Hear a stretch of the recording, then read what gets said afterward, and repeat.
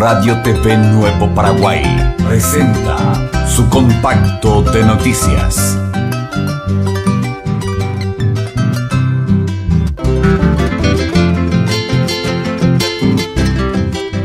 En primer lugar, no existe,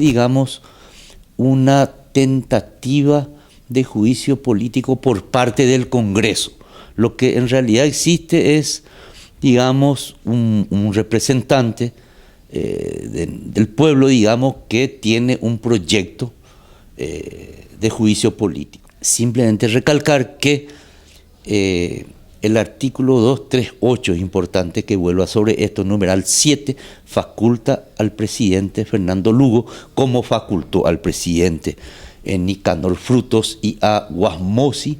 cuando fue presidente y firmó el protocolo Ushuaia, a negociar y a firmar tratados. Pero en los tres casos respetando la prerrogativa fundamental de la institucionalidad democrática, que establece que es el Congreso, los representantes del pueblo, los que determinan finalmente si un tratado entra en vigencia o no y o forma parte de la normativa interna. El debate se centra mucho en las sanciones internacionales y no tiene razón de ser. ¿Por qué? Porque las sanciones internacionales colectivas, la OEA la tiene, Ushuaia 1 la tiene. Además, Ushuaia 1 tiene la parte final del artículo 5 que da un amplio margen de sanciones cuasi ilimitadas cuando se dé golpe de Estado o interrupción del proceso democrático en uno de los Estados miembros. Pero más allá de eso, incluso la OEA establece sanciones diplomáticas, y en el último caso Honduras hemos visto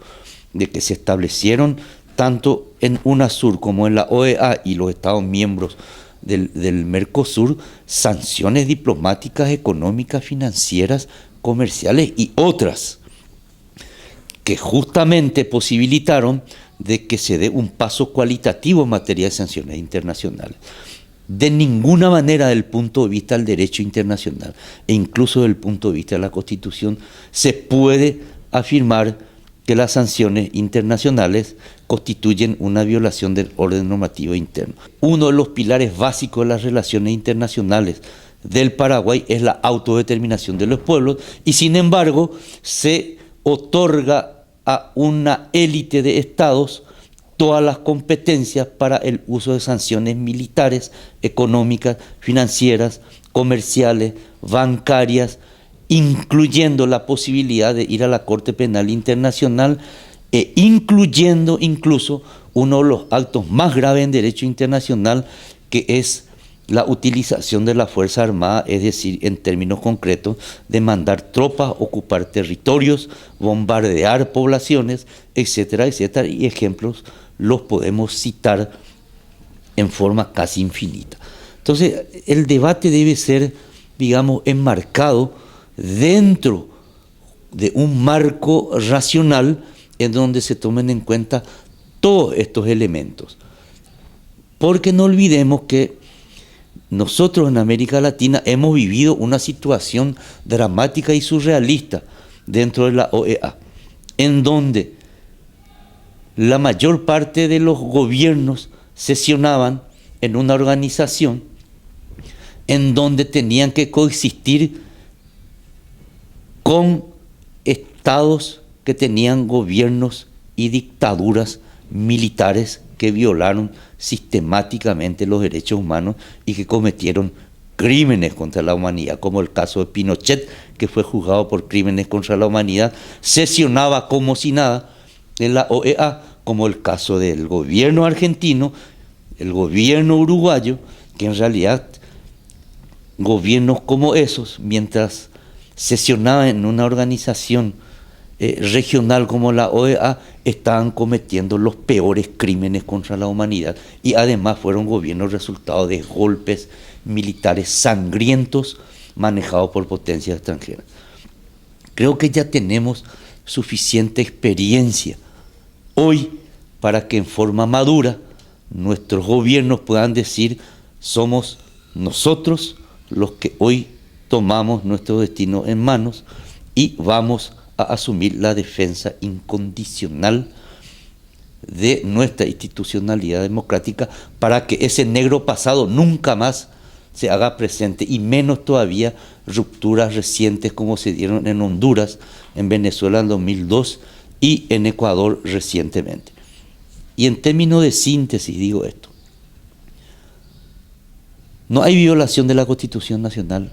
no puede afirmarse que hay violación de la Constitución Nacional. Al contrario,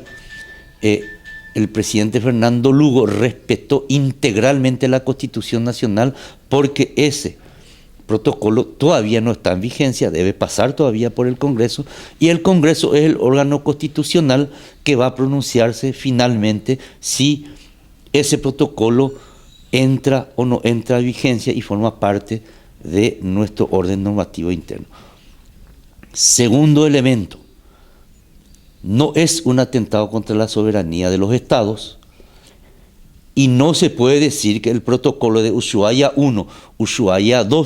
estén dirigidos contra el Paraguay. No,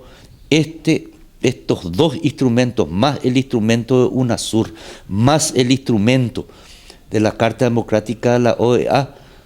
están dirigidos esencialmente a garantizar la institucionalidad democrática y a parar todo intento de golpe de Estado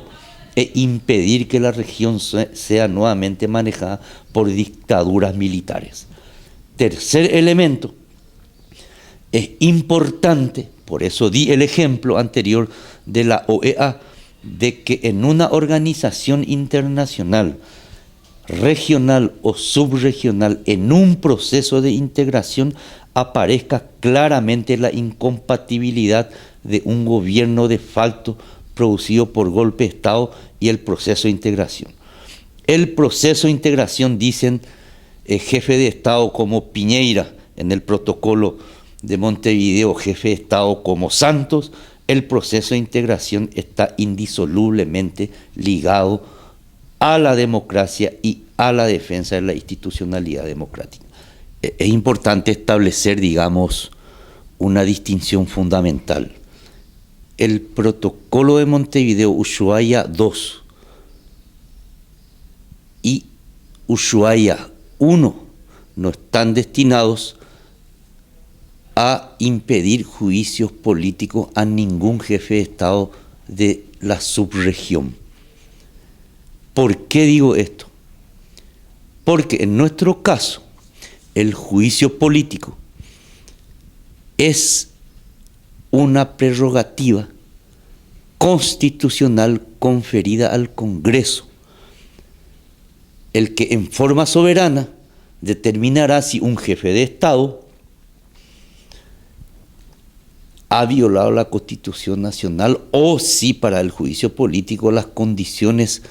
establecidas por la misma Constitución están dadas. Son dos cosas totalmente diferentes. El juicio político, en nuestro caso, es una prerrogativa constitucional, y el protocolo de Montevideo está destinado a la defensa del orden constitucional de los estados partes y de los estados asociados, y no tiene la intención de inmiscuirse, impedir, obstaculizar o abrogarse prerrogativas que son atribuidas a los órganos del Estado por su propia normativa constitucional interna. El juicio político es un elemento totalmente autónomo y no tiene nada que ver con el protocolo de Montevideo, y menos aún con Ushuaia I, y menos aún con la Carta de la OEA. Y termino con esto. Es muy importante, esencial, de que la defensa de la institucionalidad democrática en la región y en la subregión